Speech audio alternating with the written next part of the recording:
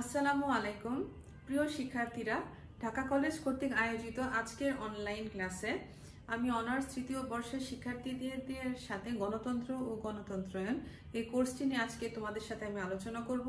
এই কোর্সটির যে টপিক বা যে বিষয়টি নিয়ে আজকে তোমাদের সাথে আমি আলোচনা করব সেটি হলো বাংলাদেশের গণতন্ত্রায়নের প্রক্রিয়া। তো এতদিন আমরা অনেকগুলো দেশ নিয়ে আমি আলোচনা করেছিলাম। তো আজকে তোমাদের এর সাথে বাংলাদেশে গণতন্ত্রের যে প্রক্রিয়া সেই প্রক্রিয়াটা নিয়ে আমি আজকে আলোচনা করব। যেহেতু বাংলাদেশে গণতন্ত্রায়নের প্রক্রিয়া এটি একটি দীর্ঘ প্রক্রিয়া, তো একটি ক্লাসে এই গণতন্ত্রের প্রক্রিয়া আলোচনা করে শেষ করা সম্ভব নয়। তো আমি চেষ্টা করব যেন এইটার ক্লাসটা ধারাবাহিকতা এরপরের ক্লাসেও যেন থাকে। মোট কথা আমরা বাংলাদেশে গণতন্ত্রায়নের যে প্রক্রিয়া সেটা আমরা আরেকটি ক্লাসও আমাদের এই বিষয়ে আমাদের নিতে হবে। তো সেই প্রেক্ষিতেই আজকে তোমাদের সাথে আমি ক্লাসটি শুরু করছি। তো চলো আমরা বাংলাদেশে গণতন্ত্রায়নের প্রক্রিয়া নিয়ে আমরা আলোচনা আসলে শুরু করি। তো বাংলাদেশ দক্ষিণ এশিয়ার একটি উন্নয়নশীল দেশ এবং দেশটি সাংবিধানিকভাবে একটি গণতান্ত্রিক দেশ হলো দেশটিতে রাজনৈতিক ক্ষেত্রে অনেক উত্থান পতনের মধ্যে দিয়ে তারা অতিক্রম করেছে। নির্বাচিত বেসামরিক সরকারের কাছে বিভিন্ন ধরন সংক্রান্ত আলোচনা এবং তাদের মধ্যে যে মতপার্থক্য বিবেচনা করে এবং বিভিন্ন তাত্ত্বিক বাংলাদেশে গণতন্ত্রকে নির্বাচিত গণতন্ত্র হিসেবে আখ্যায়িত করেছেন এবং একটি উপনিবেশিক শক্তি থেকে ব্রিটেনের অধীনে বাংলাদেশ ছিল। কিন্তু বিভিন্ন সময় দেখা যায় যে বাংলাদেশের রাজনৈতিক পট পরিবর্তন আমরা বিভিন্ন ক্ষেত্রে দেখি এবং 1990 সালে বাংলাদেশ আমাদের একটি আন্দোলনের মাধ্যমে চূড়ান্ত গণতন্ত্র আসলে প্রতিষ্ঠিত হয় এবং গণতন্ত্রের উৎপত্তি এবং ক্রমবিকাশ এজন্য অনেক বেশি বৈচিত্র্য সম্পন্ন। তো বাংলাদেশের সাংবিধানিকভাবে একটি গণতান্ত্রিক দেশ হবার কারণে এই দেশটি কখনোই আসলে সুবিধাজনকভাবে কখনো অবস্থান করতে আসলে কখনো তারা পারেনি। আর কারণ বাংলাদেশে গণতন্ত্রের চর্চা অতি প্রাচীন হলেও এটি নানা সমস্যা ঘাত প্রতিঘাতের মধ্যে দিয়ে অতিক্রম করেছে। এই দেশে গণতান্ত্রিক আলোচনা এবং গণতান্ত্রিক ভাবধারার সূত্রপাত ঘটে 1990 সালে এবং পরবর্তীতে এখানে নির্বাচনমূলক গণতন্ত্রের প্রচলন শুরু হয়। মূলত এই দেশে গণতান্ত্রিক ভাবধারাকে অক্ষুণ্ণ রাখার জন্য জাতীয় সংসদ রাজনৈতিক দলই সবচেয়ে বেশি তারা তৎপর ছিল, কারণ বাংলাদেশের বিরোধী দলগুলো এবং জাতীয় সংসদের কার্যক্রমগুলো জনগণের গণতান্ত্রিক অধিকার আদায়ের জন্যই আসলে কিন্তু কাজ করে থাকে। তো বাংলাদেশের গণতন্ত্রায়নের ক্ষেত্রে এছাড়াও আমরা অনেকগুলো উপাদান নিয়ে আলোচনা করব। তো আজকে চলো আমরা প্রথমে আমরা জাতীয় সংসদের ভূমিকা গণতন্ত্রায়নের ক্ষেত্রে সেই বিষয়টি দিয়ে আজকে আমি শুরু করি। তো বাংলাদেশের গণতন্ত্রায়নের ক্ষেত্রে জাতীয় সংসদ একটি অন্যতম একটি উপাদান।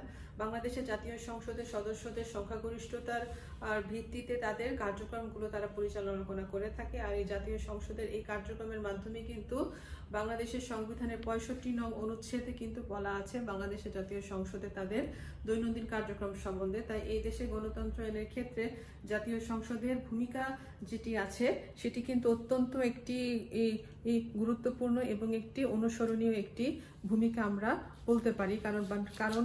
কারণ বাংলাদেশে এই জাতীয় সংসদের এই কার্যক্রমের মাধ্যমেই কিন্তু বাংলাদেশে গণতান্ত্রিক ভাবধারার কিন্তু প্রচলন শুরু হয়। যেমন বলতে পারি যে বাংলাদেশের জাতীয় সংসদ আইন প্রণয়নে তারা গুরুত্বপূর্ণ ভূমিকা পালন করে।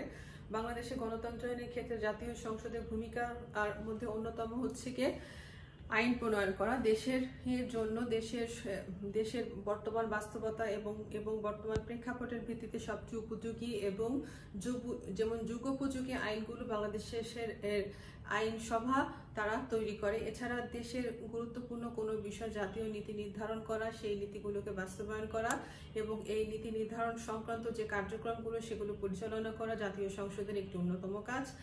এছাড়া সরকার গঠন বিষয়ক যে ক্ষমতা একটি নতুন নির্বাচিত সরকারের কাছে রাষ্ট্রপতি যে শপথ বাক্য পাঠ করার মাধ্যমে কিন্তু একটি নতুন সরকার তার ক্ষমতায় আসে এবং এই কাজটি কিন্তু করে থাকে জাতীয় সংসদ। ঠিক একইভাবে রাষ্ট্রপতি নির্বাচন সংক্রান্ত যেই কাজগুলো, এরপরে হচ্ছে কি রাষ্ট্রপতি, স্পিকার, প্রধানমন্ত্রী, ডেপুটি স্পিকার, ন্যায়পাল ইত্যাদি নির্বাচন সংক্রান্ত যে কাজগুলো, সেই কাজগুলো কিন্তু আমাদের জাতীয় সংসদই কিন্তু করে থাকে এবং এটির মাধ্যমে যে জনগণের যে একটি ইচ্ছার যে প্রতিফলন, সেই বিষয়টি আমরা দেখতে পারি। এছাড়া জাতীয় সংসদ আমাদের কিছু বিচার সংক্রান্ত কিছু কাজ করে থাকে। জাতীয় সংসদ বিচার বিভাগীয় কার্যক্রমের মাধ্যমে হস্তক্ষেপ করার মাধ্যমে ন্যায় বিচার নিশ্চিত করতে আমাদের সহায়তা করে। এছাড়া আমাদের দেখি জাতীয় সংসদ বিভিন্ন স্থানীয় শাসন সংক্রান্ত বিভিন্ন বিধি জারি করে। দেশের গণতন্ত্রায়নের ক্ষেত্রে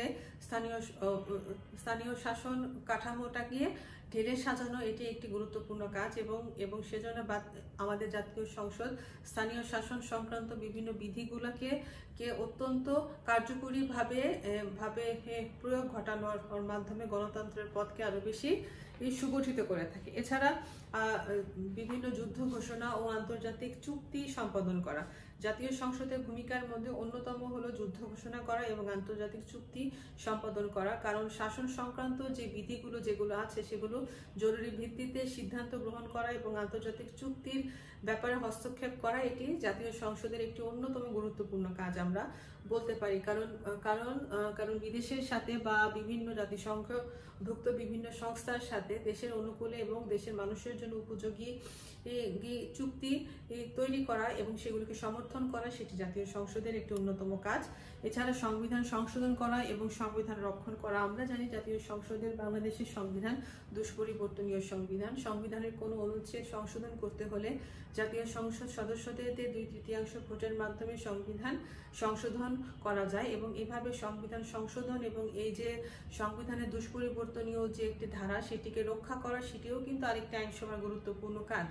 কারণ গণতন্ত্রের ভাবধারাটাকে বজায় রাখার জন্য আইনসভাকে সবসময় কিন্তু তৎপর থাকতে হবে। আইনসভা যত তৎপর থাকে, যত তাদের কাজে জবাবদিহি তারা নিশ্চিত করতে পারবে, ততই কিন্তু দেশে গণতন্ত্রের সুবাতাস বইবে, গণতন্ত্রের ভাবধারা বিকাশ লাভ করবে।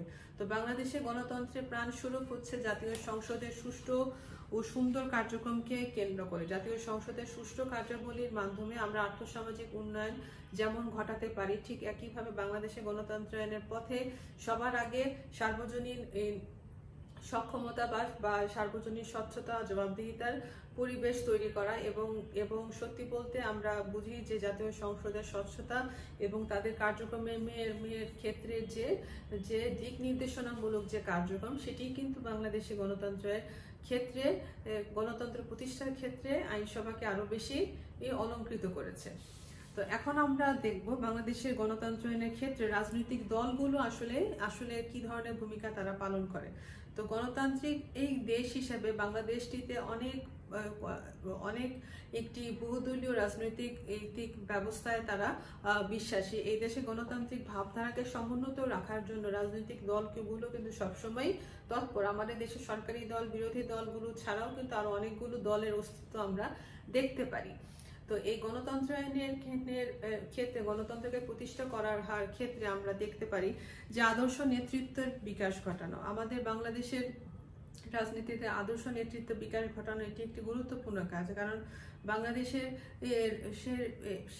যে রাজনৈতিক প্রেক্ষাপটে আমরা যদি আলোচনা করি তাহলে আমরা দেখব যে আমাদের জাতির জনক বঙ্গবন্ধু শেখ মুজিবুর রহমান, উনি যেমন একটি আদর্শ নেতৃত্ব ছিলেন এবং উনি এখনো আছেন, এবং তার আদর্শ, তার নীতি এবং তার যে শিক্ষা, সেটি কিন্তু বর্তমান প্রজন্মকেও কিন্তু উৎসাহিত করে। ঠিক একইভাবে একটি আদর্শ নেতৃত্ব, ওনার মতো এমন একজন আদর্শ নেতৃত্ব, আমাদের জাতির পিতার মতো এমন একজন আদর্শ নেতৃত্ব, যেমন আমাদের ভবিষ্যৎ প্রজন্ম এমনকি আমাদের পরবর্তী প্রজন্মও কিন্তু গণতন্ত্র এবং দেশ এবং দেশমাতৃকার বিষয় কিন্তু ভালোবাসা এবং যে একটি অনুকরণীয় আদর্শ কিন্তু সবসময় হয়ে থাকবে। ঠিক এই ধরনের গণতান্ত্রিক নেতৃত্ব বা গণতান্ত্রিক আদর্শ নেতৃত্ব আসলে একটি দেশের গণতন্ত্রের ভাবধারা বিকাশ করার ক্ষেত্রে এটি একটি গুরুত্বপূর্ণ। এরপর আমরা দেখি যে রাজনৈতিক দলগুলো জনমত গঠন করতে সহায়তা করে। জনগণের ইচ্ছা, অনিচ্ছা, চাওয়া পাওয়া, তাদের যে ইচ্ছার প্রতিফলন যেগুলো আমরা দেখি যে জনগণ আসলে দেশ এবং দেশমাতৃকার সম্পর্কে কি চায়, তারা কি বলতে চায়, তাদের দেশের সম্বন্ধে তাদের কি ভাবধারা, সেই বিষয়গুলো সম্পর্কে কিন্তু আমরা এর মাধ্যমে কিন্তু আমরা রাজনৈতিক দলগুলো আলোচনার মাধ্যমে কিন্তু আমরা দেখে থাকি। কারণ রাজনৈতিক দলগুলো কিন্তু জনগণের প্রয়োজনের জন্যই কিন্তু গঠিত। জনগণ রাজনৈতিক দলগুলো জনগণের অংশগ্রহণ বৃদ্ধি করতে সহায়তা করে নির্বাচনের মাধ্যমে।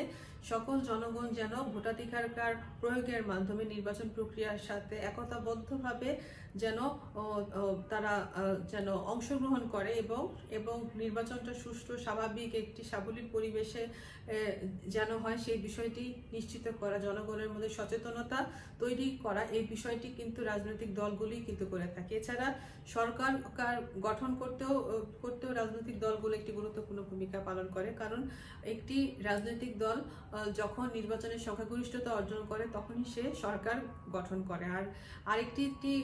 আর দ্বিতীয় অবস্থানে সংখ্যাগরিষ্ঠতা অর্জনকারী দলটি বিরোধী দলের ভূমিকায় অবতীর্ণ হয়। তো এভাবে রাজনৈতিক দলগুলি কিন্তু পরবর্তীতে সরকার গঠন করে এবং সরকার গঠন করতে সহায়তা করে। এছাড়া রাজনৈতিক দলগুলো আমরা দেখেছি যে গঠনমূলক সমালোচনা যে একটি ধারণা, সেটি শিক্ষা দান করে থাকে, যে গঠনমূলক সমালোচনা করার মাধ্যমে সরকারকে বিরোধী দলকে সবসময় তৎপর রাখে এবং সরকার বিরোধী দল সবাই তাদের কর্মকাণ্ড সম্পর্কে সচেতন থাকে এবং দেশের যে কর্মকাণ্ডগুলো সেটি আসলে সঠিকভাবে পরিচালিত হচ্ছে কিনা সেই বিষয়টি সম্পর্কেও কিন্তু জনগণও সজাগ থাকে, জনগণকে উৎসাহিত করে, জনগণকে সতর্ক করে এবং যে প্রত্যেকটি রাজনৈতিক দলের মধ্যে একটি সুষ্ঠু প্রতিযোগিতা থাকে। কারণ যেহেতু জনগণের দ্বারাই শাসন ব্যবস্থা হচ্ছে গণতন্ত্র, তো জনগণ যে দলটি সবচেয়ে সর্বোত্তম তাকেই তো নির্বাচনে ভোট দিয়ে থাকবে। তো এই জন্য রাজনৈতিক দলগুলো সবসময় তাদের পারফরমেন্স কার বেশি ভালো, তো এর মাধ্যমে দেখা যায় যে রাজনৈতিক দলগুলোর মধ্যে প্রতিনিয়ত একটি প্রতিযোগিতা থাকে জনগণের কাছে তাদের নিজেদের একটি অবস্থান তৈরি করার জন্য। তো বাংলাদেশের ক্ষেত্রেও কিন্তু ঠিক একই।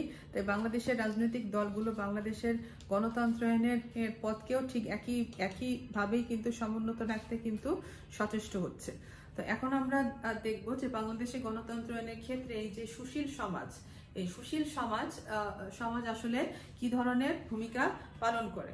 তো সুশীল সমাজ হলো সরকারের একটি তৃতীয় ভাগ, যারা সরকার এবং তারা বাণিজ্য সম্পূর্ণ থেকে তারা আলাদা। বিশেষ করে তারা একটি চিন্তাবিদ বা একটি মধ্যবিত্ত একটি পর্যায়। কিন্তু বাংলাদেশের ক্ষেত্রে এই সুশীল সমাজের ভূমিকাও কিন্তু খুবই জরুরি। সুশীল সমাজ সরকারের গঠনমূলক সমালোচনা করে, তারা যেহেতু রাষ্ট্রবিদ, তারা যেহেতু চিন্তাবিদ, তারা যেহেতু ভাবুক, তাদের আলোচনা এবং সমালোচনা জনগণকে অনুপ্রাণিত করে, জনগণকে সরকারের গঠন পদ্ধতি সরকার বাছাই করা এবং নির্বাচনে অংশগ্রহণ করার ক্ষেত্রে আরো বেশি উৎসাহিত করে, জনগণের স্বার্থ রক্ষা করা, সরকারের যে তাদের দৈনন্দিন কর্মকাণ্ডগুলো যে করে যাচ্ছে সেই বিষয়গুলো সম্পর্কে আসলে জনগণ কতটা সচেতন, জনগণের স্বার্থ রক্ষিত হচ্ছে কিনা। কারণ গণতন্ত্রের মূল চালিকা শক্তি হচ্ছে জনগণ এবং জনগণের ইচ্ছা অনিচ্ছা তাদের যে প্রতিফলন, জনগণের যে স্বার্থ রক্ষা করা, এটি কিন্তু গণতান্ত্রিক সরকারের মূল কাজ এবং এই কাজটি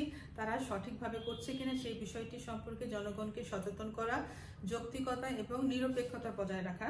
একটি সুশীল সমাজের ভূমিকা হতে হবে নিরপেক্ষ, সে সকলের মধ্যে যোগবন্ধন তৈরি করবে ঠিকই, কিন্তু তাকে রাজনৈতিক ক্ষেত্রে তাকে নিরপেক্ষ অবস্থানে থেকে কাজ করতে হবে। সে কোনো একটি বিশেষ গোষ্ঠী বা বিশেষ দলের প্রতি কখনো সমর্থন যোগাতে পারবে না।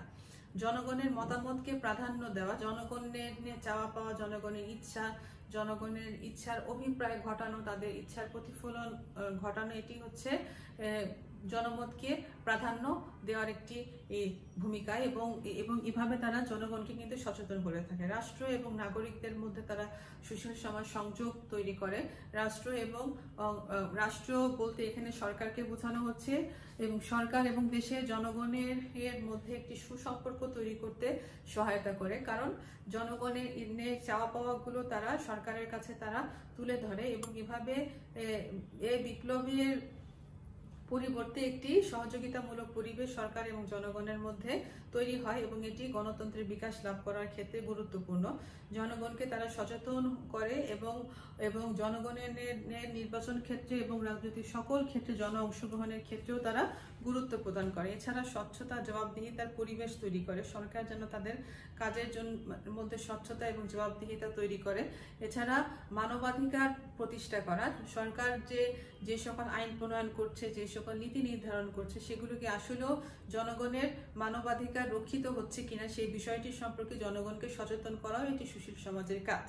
তো এই জন্য আমরা বলতে পারি সার্বিকভাবে যে সুশীল সমাজ সাধারণত সরকার এবং জনগণের মধ্যে বাংলাদেশে একটি সেতুবন্ধন তৈরি করতে সহায়তা করে থাকে। এজন্য সুশীল সমাজ যত তাদের কর্মকাণ্ডগুলো দায়িত্বশীলতার সাথে সম্পাদন করবে, তত কিন্তু সরকারের সাথে জনগণের একটি সুসম্পর্ক বজায় থাকবে।